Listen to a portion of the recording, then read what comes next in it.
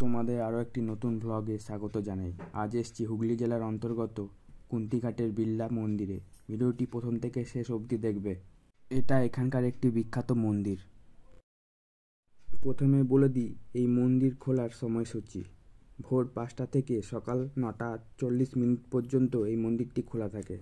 আবার বিকাল 4:30 থেকে রাত 8টা পর্যন্ত এই মন্দির খোলা থাকে। আবার 8টার পরে বন্ধ হয়ে যায়। মন্দিরের পাশে শুধু সবুজে ভরা পরিবেশ। মূলত এই মন্দিরটি রাধাকৃষ্ণকে উৎসর্গ করে তৈরি করা হয়েছে। মন্দিরের বাগানটা খুব সুন্দর করে সাজানো হয়েছে। মন্দির চত্বরটা কিন্তু খুবই আকর্ষণীয়।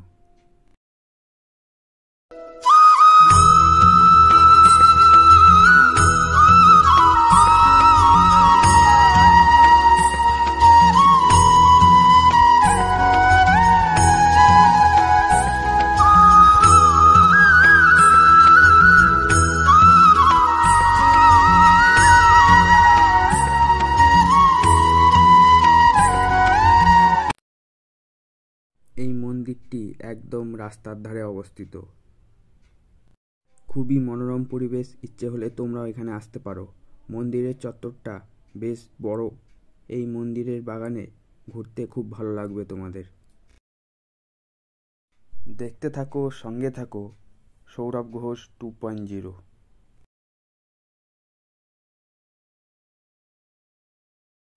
চলো এবার মন্দিরের ভিতরে যাওয়া যাক। এই মন্দির চত্বরটি পুরোপুরি মার্বেল দিয়ে তৈরি। এখানে ইচ্ছে হলে তোমরা পুজোও দিতে পারবে।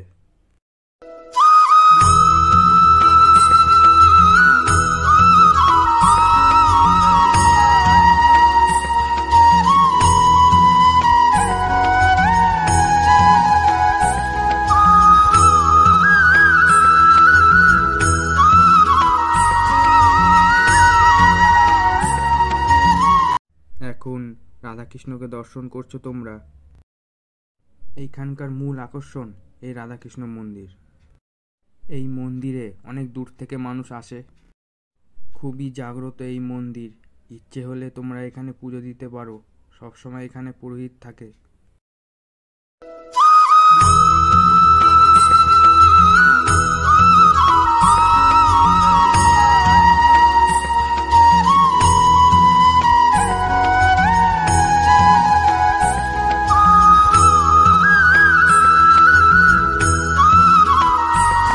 তোমরা কেউ যদি ট্রেনে করে এই কুন্তিঘাটের বিড়লা মন্দিরে আসতে চাও, কাটোয়া থেকে আসলে ব্যান্ডেল লোকাল ধরবে।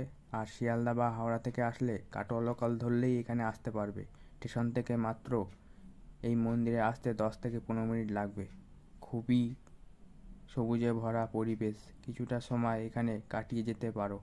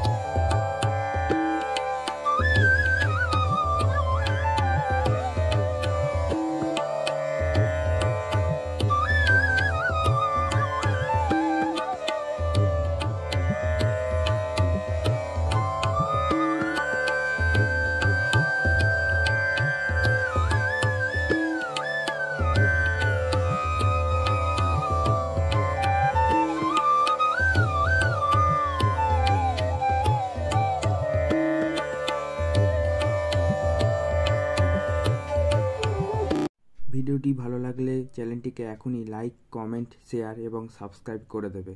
ভালো থাকবে, সুস্থ থাকবে, দেখা হবে পরের ভিডিওতে।